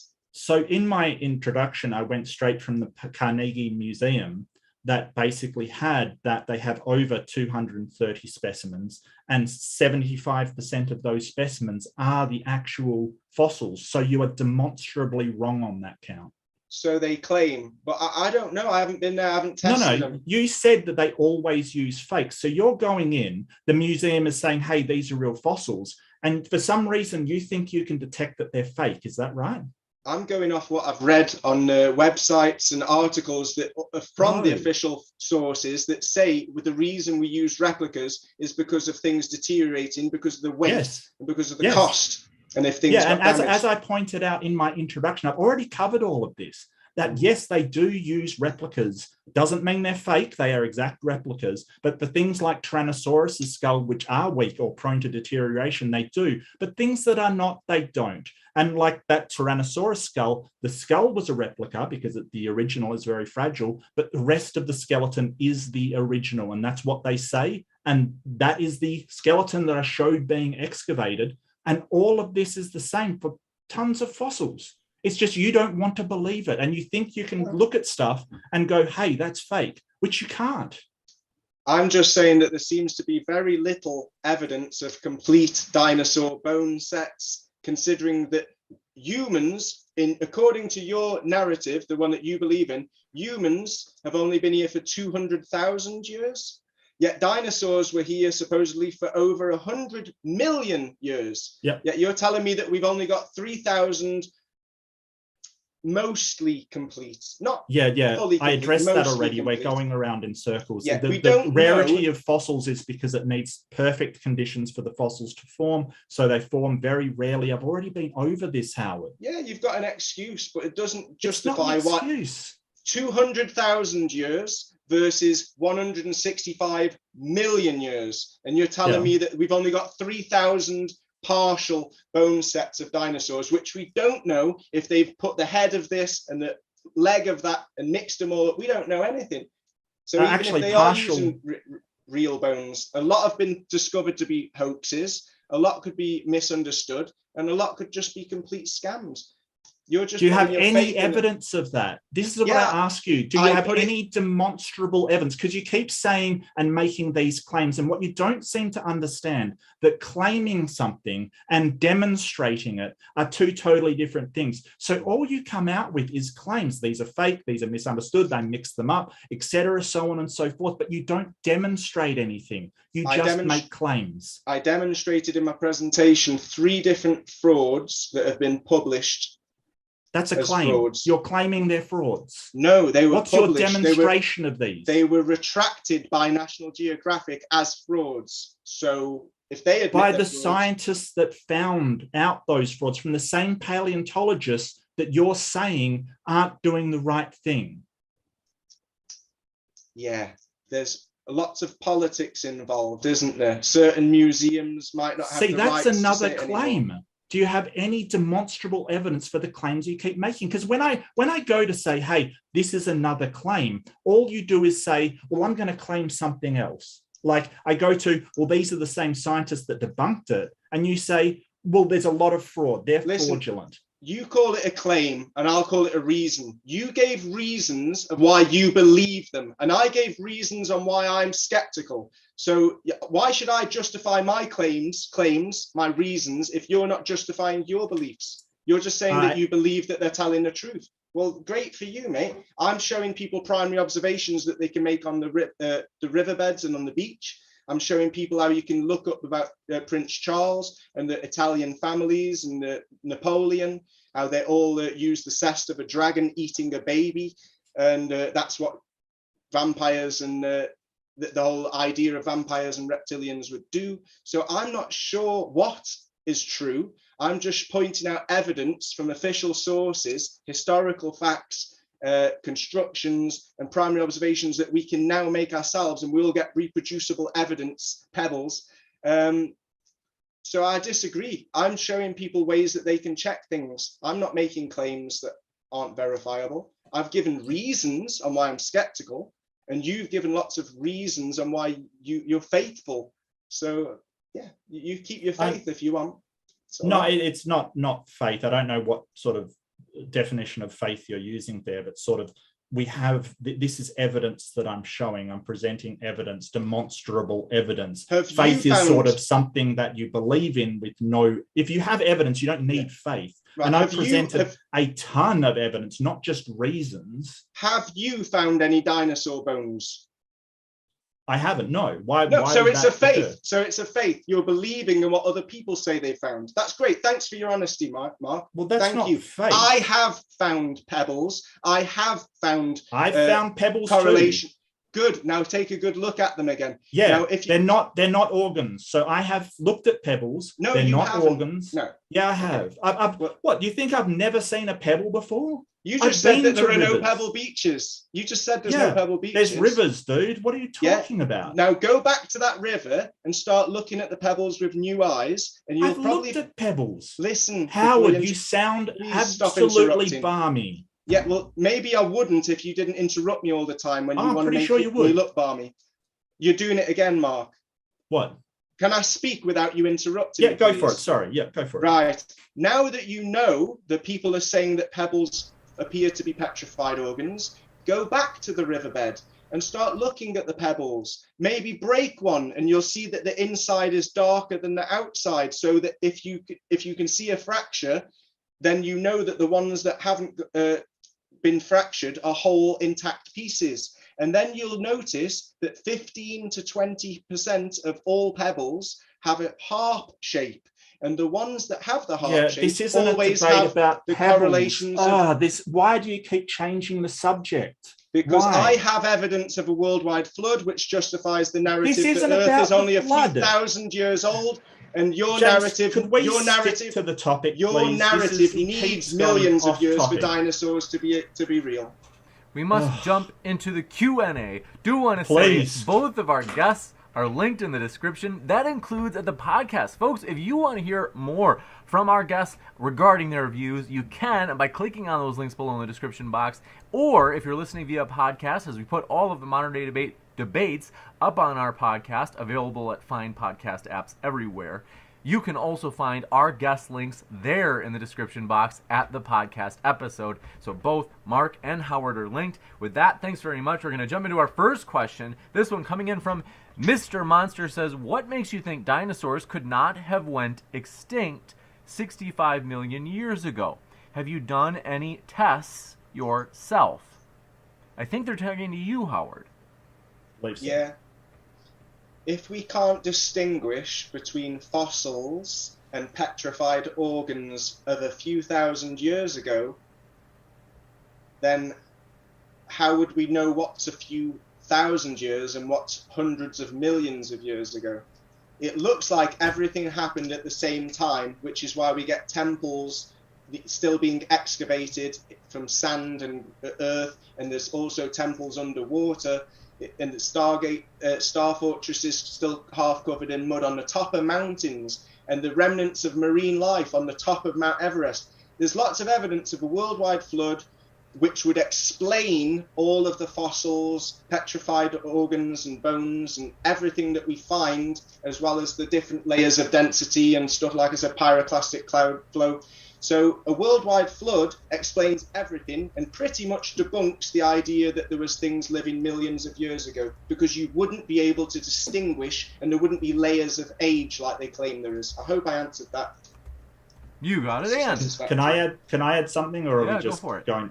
Oh, okay. Well, we can tell the difference between pebbles and fossils. Pebbles are pebbles. Fossils are fossils. They're not the same thing. We can tell the difference. Yeah. How can independence? Please don't twist my words. I said petrified organs, fossilized bones. You guys certainly have chemistry. I do. We have something. I tell you that right. It's probably the shaved heads, mate. It's giving a connection. Also, folks, I have to tell you, we are tentatively planning on hosting our second conference. We just this week finally found a date. We're planning on October 28th. So if you happen to live in Texas, we're planning on Dallas. It's going to be huge. And with that, follow Modern Day Debate for more details on that. We'll try to put out announcements to give you a heads up it's about 2 months away, and we're still planning in particular who's going to be there, though I will say a couple of names that have already agreed are Destiny and Actual Justice Warrior. This one coming in from Flamio says, if chickens are dinosaurs and chickens exist, then dinosaurs exist. Are supermarket rotisserie chickens a corpocracy conspiracy? Howard, the idea that birds are dinosaurs convincing to you or not? If I understand it right, it's my point entirely. If chickens were a lot bigger in the past and we found a bone set of a large chicken, it would be mistaken for a T-Rex or maybe another dinosaur. So I think that's the point that he's making, that I was making before. Mark, any thoughts? Oh, yeah, well, chickens are a sort of subset of Dinosauria. There are some very difference with the aves or the avians dinosaurs rather than the non-avians. And scales did evolve into feathers, we know that. But, you know, to be charitable to Howard here, you know, I think that the subject really was about non-avian dinosaurs, the, you know, classic theropods and sauropods. You got it, and Cameron Hall says, "Dear Howard, why have we found dinosaur skulls, or what look to be dinosaur skulls by your own admission, but we don't seem to have found giant human skulls?" I showed multiple articles, even from Scientific American, where there's loads of giant human skeletons found, but then by regular people. This is the thing, there's no depiction of dinosaurs in any of the ancient carvings, like I said, but there is depictions of giants. There's been giant skeletons found worldwide since the beginning of time, yet, funny enough, the Smithsonian Institute comes up, they take everything. Thank you. And then they'll say, oh no, it was all fake, or it was actually dinosaurs. And we're supposed to just believe them, even though they have their own agendas and motives, because it's an organization with board members that have what they want to be pushed as truth and what they don't to be debunked. So yeah, there's lots of skeletons, as in my presentation. And if you just Google, you'll find loads yourself. People really should do this research for themselves. Juicy. Wait, you're wearing a fluoride t-shirt. Is there some sort of... Oh, okay. There we go. All right, we've seen enough. Right. Put it away. Right. This one coming in from... I had a feeling it wasn't just some sort of innocuous, normal... Yay, go fluoride. It's, but this one coming in from Robert Summers. How do you know that the art that depicts giants is literal and not just artistic techniques to make someone or something more grandiose, for example? Brilliant question. So you take evidence from different parts of the world that had no communication with each other, and then you think, well, why are they all saying the same thing? They're showing dragons, they're showing snakes all over the world, they're showing giant people, there's giant doors in the constructions of all the temples and other constructions around the world. So you start correlating the evidence and you see that there's a pattern, but there's no reason for there to be a pattern. Why did they make large doors? Why did they draw large people? Why do they claim to find large human skeletons? Why do they have texts in their language from ancient religions and myths that had no communication with people in another part of the world that were writing their myths and drawing their depictions and building their big doors? So yeah, I see logic that the reason we get the same results in different places isn't because they had telephone service thousands of years ago. It's because they were all dealing with the same thing. And until the worldwide flood, this was just a common part of life. Must move forward. This one coming in from, do appreciate your question as well. Meridon says, Howard, how do you address something like Sue, quote unquote, and that, but just the name SUE, which is a very complete T-Rex skeleton we have, which could not be mistaken for anything else and is accepted as not being a hoax? Yeah. Mark already used Sue as an example because it's supposedly 90% complete. So, yeah, it's good evidence that we can believe in. But how can we know what's a replica and what's not if the people that are claiming that it's genuine could be on the payroll? I'm not saying it is a fake. I'm saying that we shouldn't trust one example when there's lots of examples that there's a cover-up. You got it. And this one, appreciate your question. Coming in from Bubblegum Gun. Let's see. No, it's not as really... Well, Mark, I have a feeling you might be able to address this. So since it was seen by the live chat, they said that atheists are allegedly mad because dinosaur fossils had tissue in them. I think they mean like soft tissue, I Yeah. know that you do a lot of creation evolution debates, so if you want to address it, Mark, Yeah. since it's already been seen by everybody in the live chat, we'll give you a chance if you want to address it. Yeah, so they basically thought that there were no way that soft tissue can be preserved, but under sort of exceptional circumstances, the scientists found some soft tissue. They still couldn't extract DNA, so we can sort of kiss the Jurassic Park thing goodbye. It's very, very decayed soft tissue, as far as I understand it. The creationists sort of jumped up and down and said, oh, they found blood. They couldn't be that old kind of thing. Completely wrong. Not blood, soft tissue. It's been preserved. It's not a big deal. It just means that tissue can survive longer than we first thought. And the people that work that out are scientists, not, sort of people sitting on the sidelines just sort of making wild claims. But thanks, Bubblegum. I appreciate it. Howard, I'm sorry. I kind of gave you a hard time earlier because I was so skeptical about whether or not there are alleged organs that have been, like, fossilized. And so regardless of them being young or old, like, I'm not trying to side with you in terms of their age, Howard, but I will say I was a little bit hard on you before because I looked at you with such a stink eye. This one coming in from, so Mark seems to grant it, but he says it still doesn't it's not like it's any evidence for your side. But Bubblegum Gun, or I should say Oflamio, says, are chickens dragons, Howard? No. This one coming in chickens are chickens. Dragons were dragons. Udef Heku says to Mark, if dinosaurs are real, how come we've never found a crocopebble? I don't know what that's supposed to mean. If it's I think that's a joke. I think that's a joke on evolution kind of thing. The crocopebble. You know what? I really would like to find a crocopebble. I would like that as a pet rock. Wouldn't that be awesome?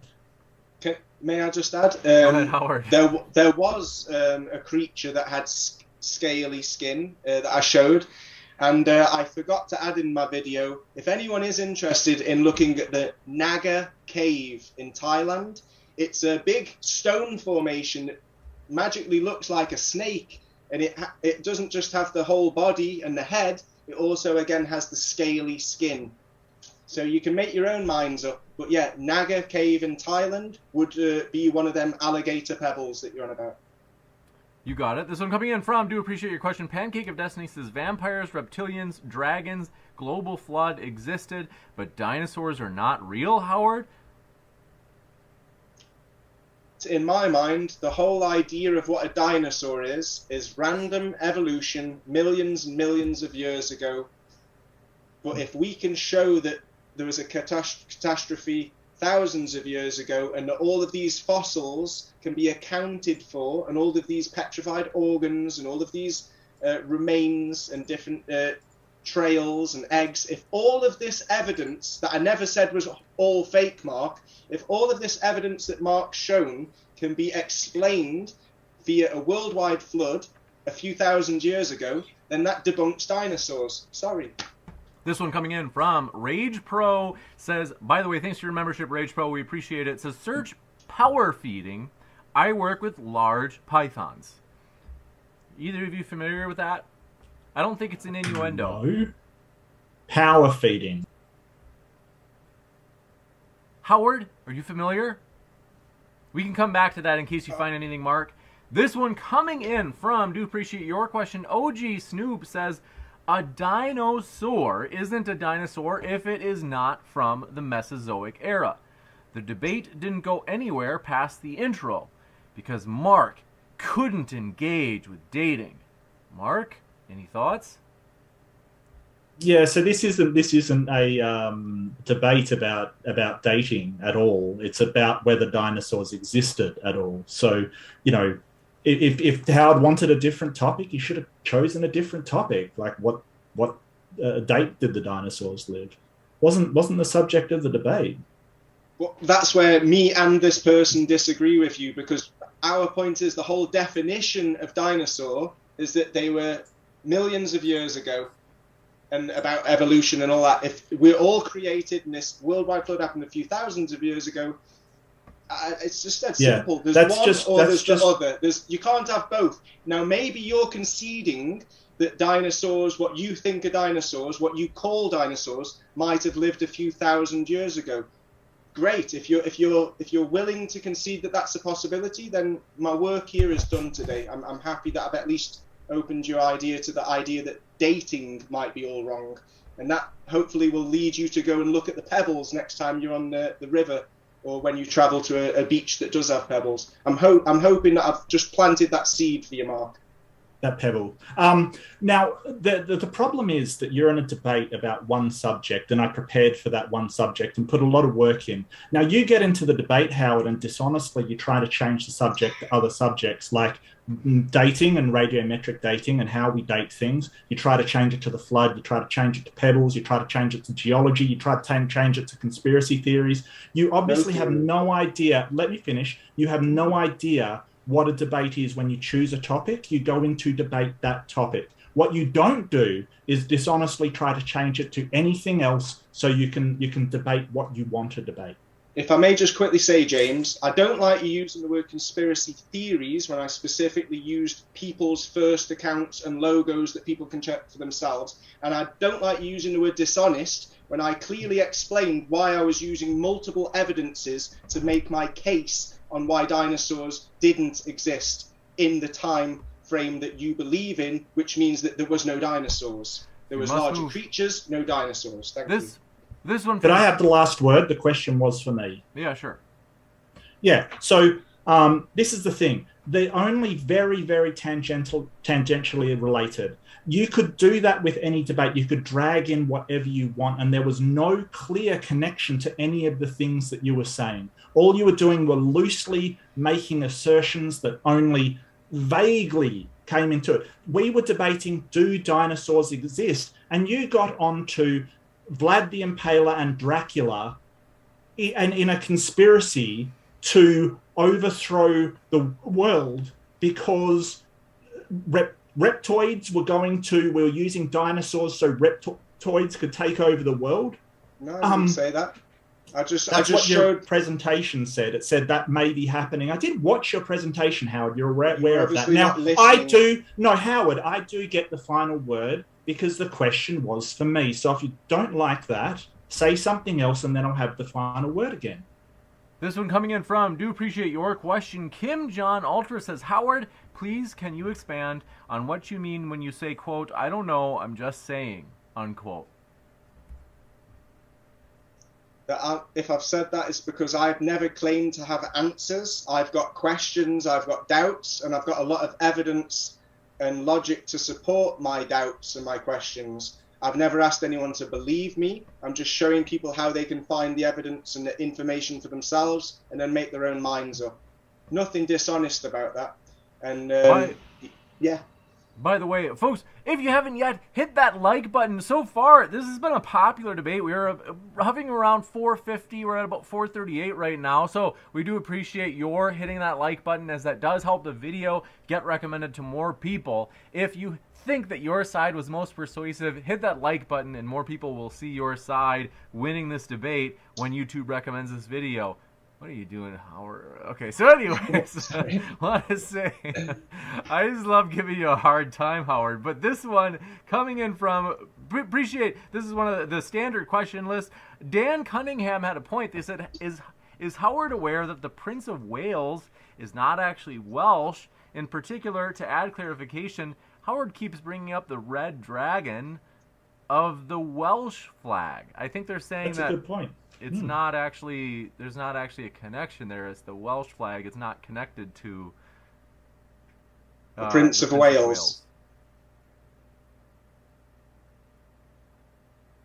Is it true? Like I'm not familiar, but well, it's not just the Welsh flag. Yeah, oh. And it's not just the Welsh flag. I could have a round two if you want, Mark, and I'll have much more. See, I've only had a few days to prepare for this, and I've tried to get as much information in 10 minutes as possible. Yeah.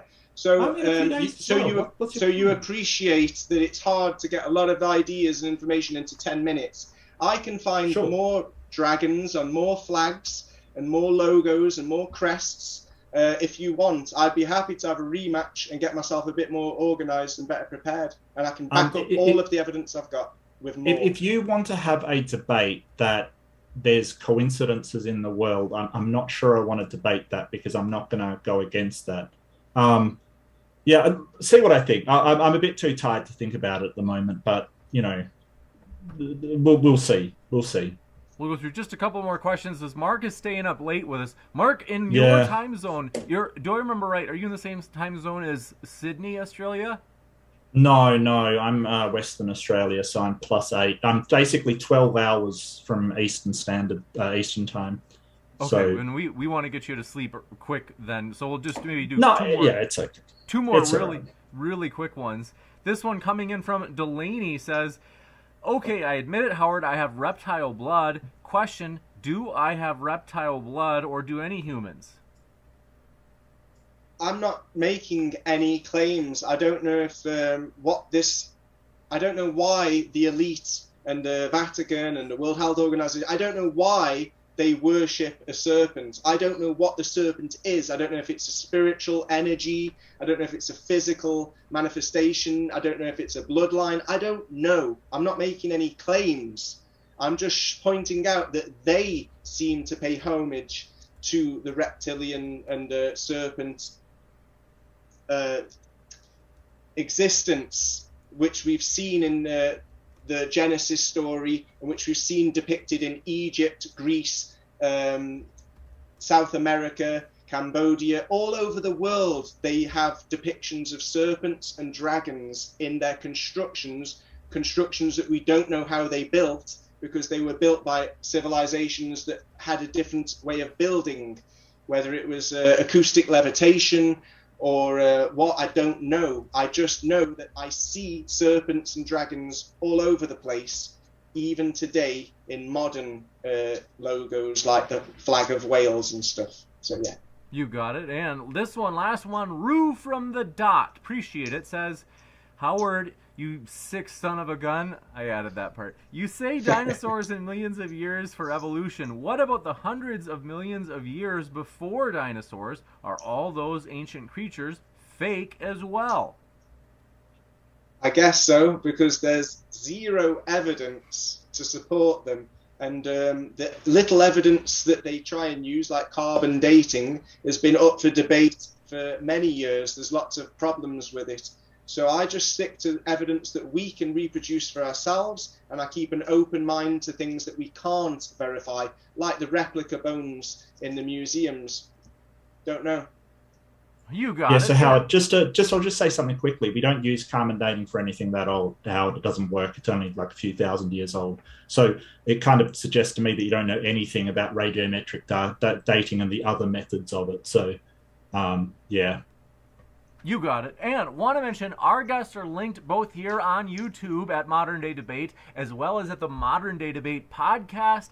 I just put a live chat poll in, and someone said, is the Modern Day Debate podcast on Spotify? It sure is. We're on virtually every podcast app there is, and you can find Mark's and Howard's links in the description box at the podcast as well. And a lot of you, I just found out in this poll, a lot of you maybe didn't know that it's 100% ad-free. Because even on YouTube, if I click unmonetize for a video, like let's say I kind of worry that YouTube is maybe not going to like the video because someone says fluoride is poison, I don't know, something like that, is even if I don't monetize a video, YouTube will actually add on ads to a video even if the content creator didn't, or at least one ad at the start. And so that's something I've learned, and I'm like, wow, YouTube, geez, even if I purposely try to make it so that there won't be any ads, YouTube still has that right and generally does do that. So the podcast is 100% ad-free. There are 0 ads on the podcast, folks. So if that's useful to you to download and listen to on your commute or something like that, you can listen to Mark's and Howard's beautiful voices on the podcast, and there are no ads at all if you get sick of ads on YouTube, and who can blame you?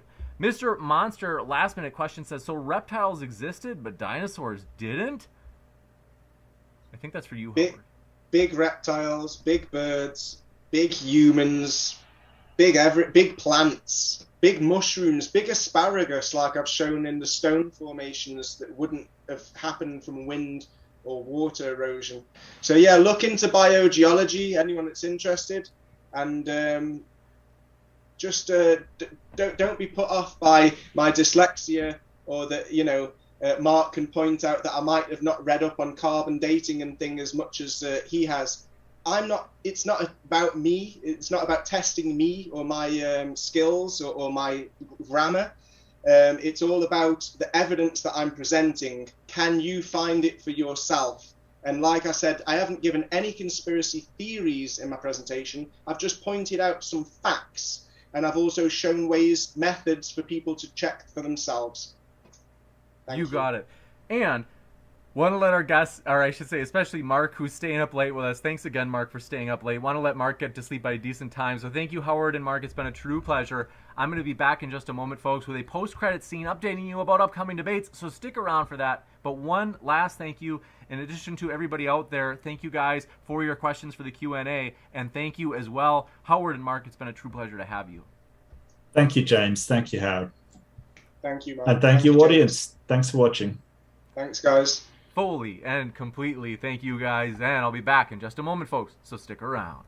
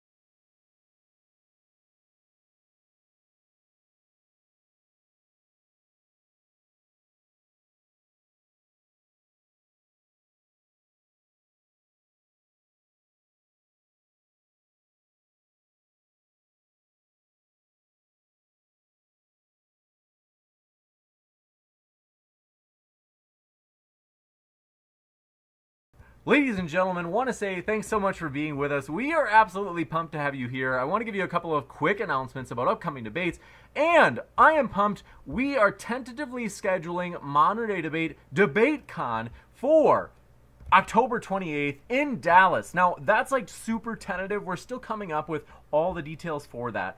I will let you know as more details come out, but this is going to be an in-person conference.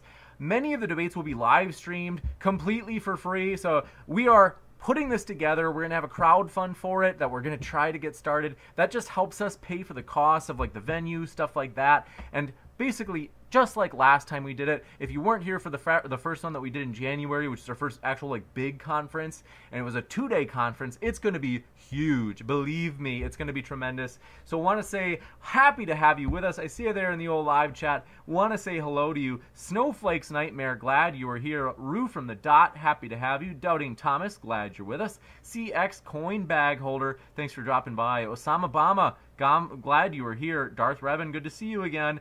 And Long Nights YouTube, and thanks for coming by. We are glad that you are here. Thanks for your membership support. Seriously, that means a lot. And you guys, for $1.99 a month, if I remember right, you can become a channel member here on YouTube, which is pretty hip because you get to use these amazing emoticons. For example, let me put one of my favorite ones. You can call people a soy boy using the emoticon. If you enjoy calling people soy boy like me, I'd be like, hey, it's a fun time. But feel free to call me a soy boy. I always embrace the old what's the word when you have a nickname? What is it? Moniker? I can't remember the word. But nonetheless, the point is this.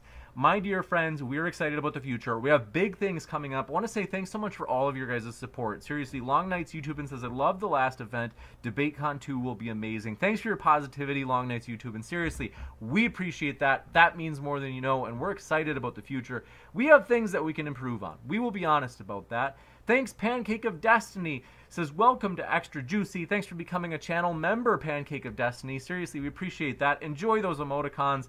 Enjoy calling everyone in chat a soy boy. But, yeah, that's right. I mean, we're very fair here. We call people soy girl, too. But want to say, you're probably wondering, oh, boy, I'm curious. In terms of this conference, who's going to be there? Well, we are just starting it. So, like, we've reached out to some of our, like, kind of key guests. Destiny and Sean Fitzgerald, aka Actual Justice Warrior, we've reached out to. And then, of course, the people that I've got to say thank you so much for your support. Sideshow Nav, as well as Chris Gammon. I've reached out to them as people who have helped us put on the last one. And when I say help, I mean like they were integral. They made it, it was so helpful because I came in and I was just like, oh my gosh, I can't believe how there's this much work. But Bob and Chris and others as well were like, hey, we're happy to help. And so I just really do appreciate that so many people have been so helpful with these conferences. But Osama Bama says, will Howard be there? It's kind of hard to get Howard in from, I think he's in New Zealand. I can't remember. No, he's not in New Zealand. I think he's in Europe.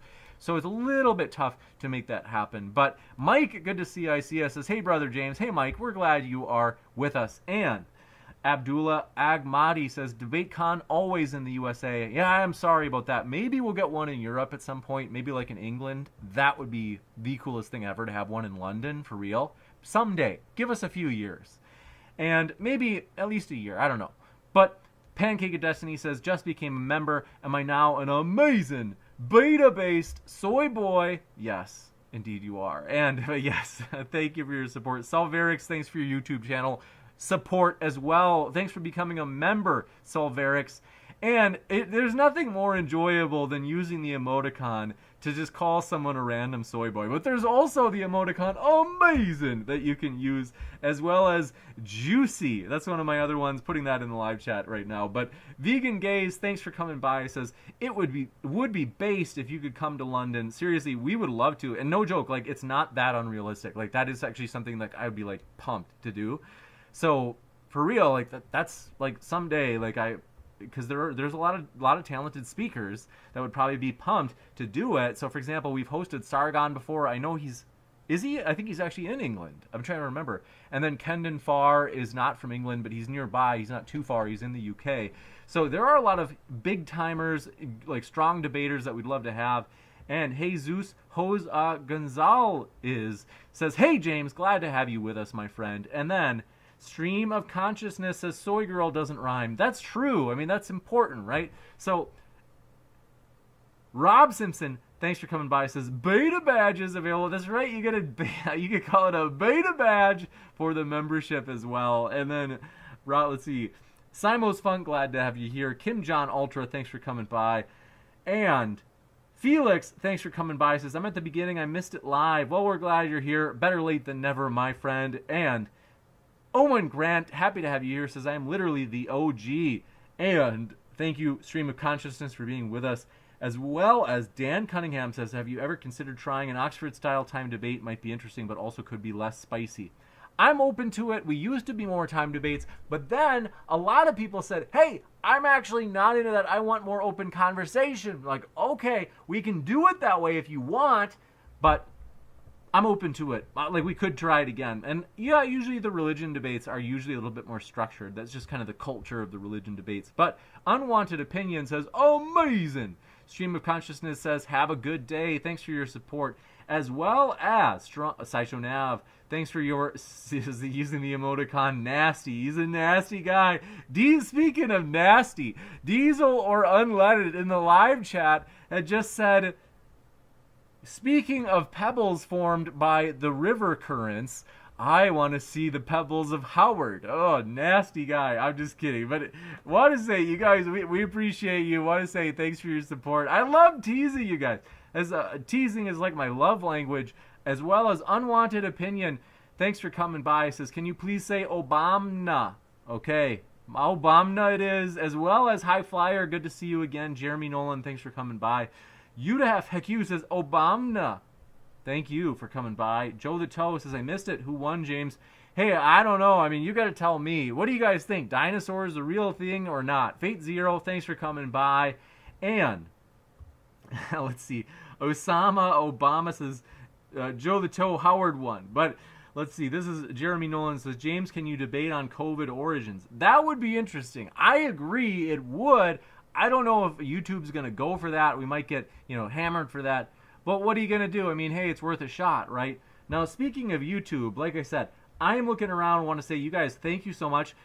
165 likes is great for a live stream. So thank you guys for your support. Seriously, that really does mean a lot. We're only like, to get to 175, to only be a quarter away from 200, there's only 10 more likes. So if you haven't hit like, that really does help, seriously. In the algorithm, YouTube does actually consider, like, hey, how many people are liking this video?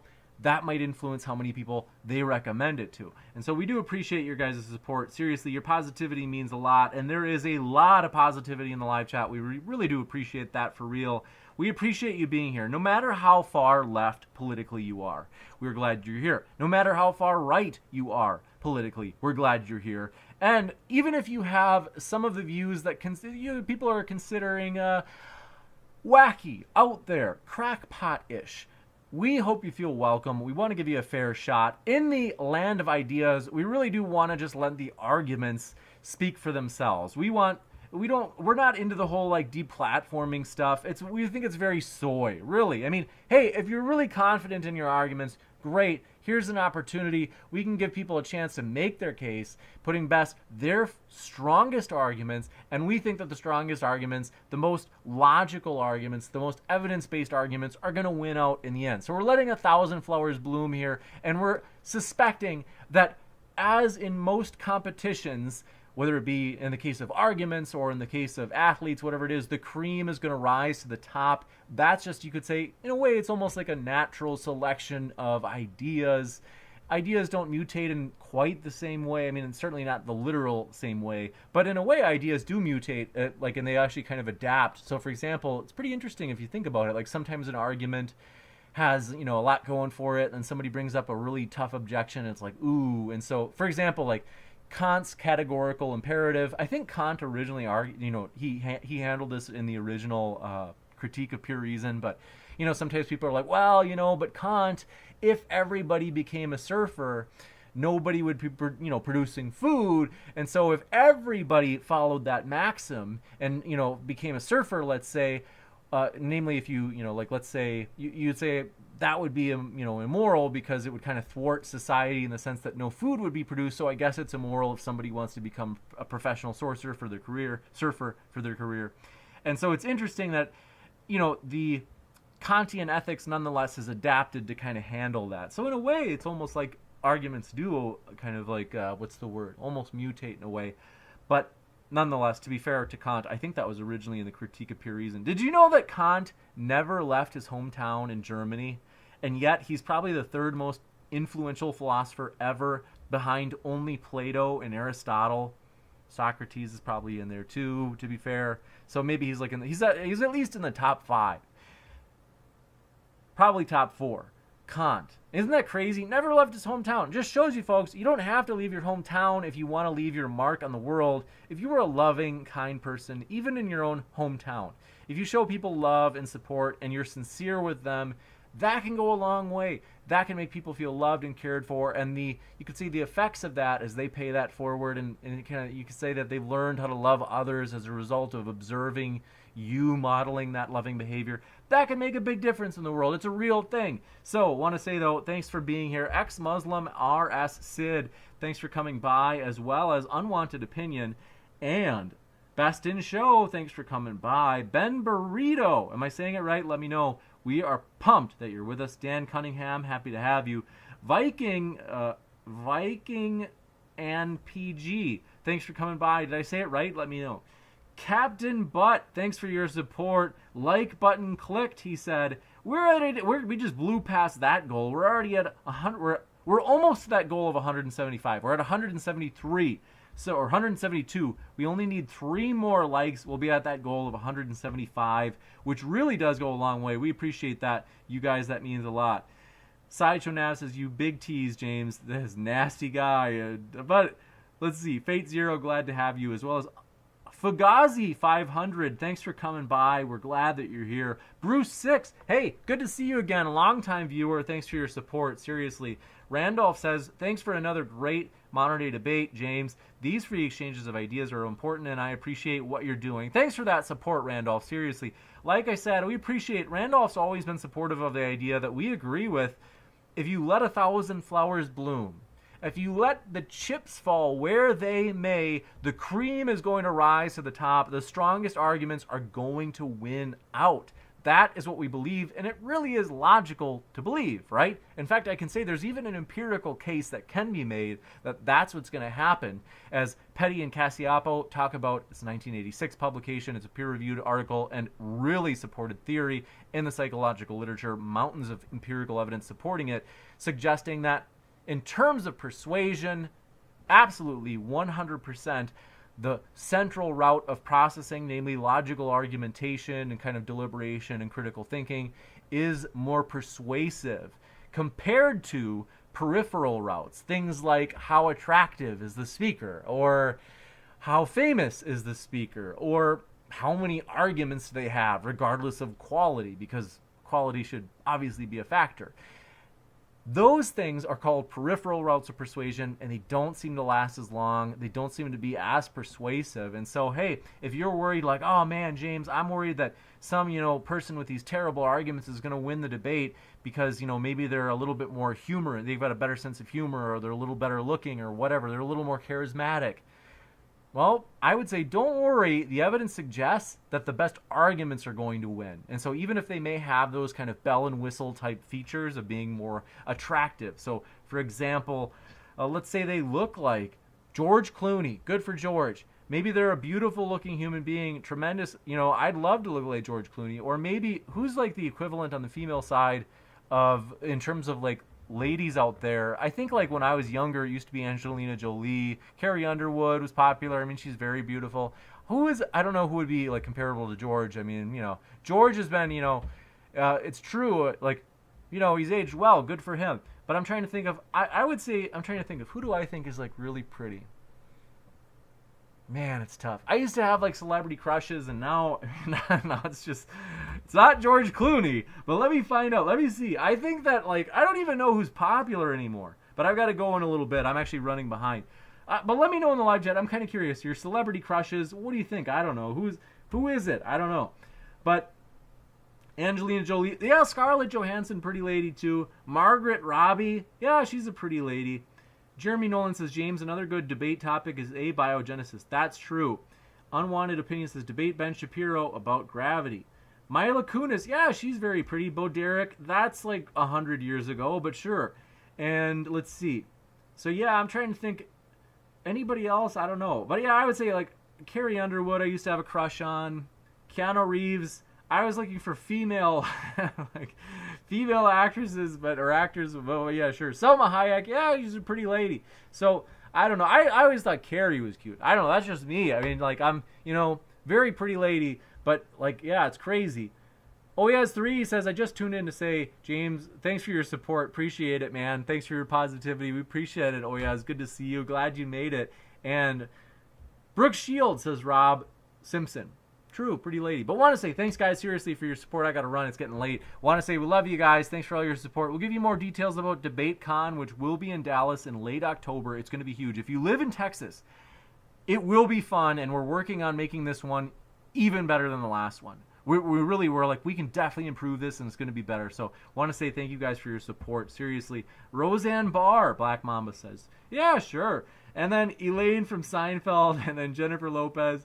Yeah, you're like, yeah, it works for me. Well, want to say thanks, guys. We love you guys. Hope you have a great rest of your night or day, wherever you are, and we'll see you at the next one. We've got a juicy debate coming up for sure on Friday, and we might even have as many as 2 before that.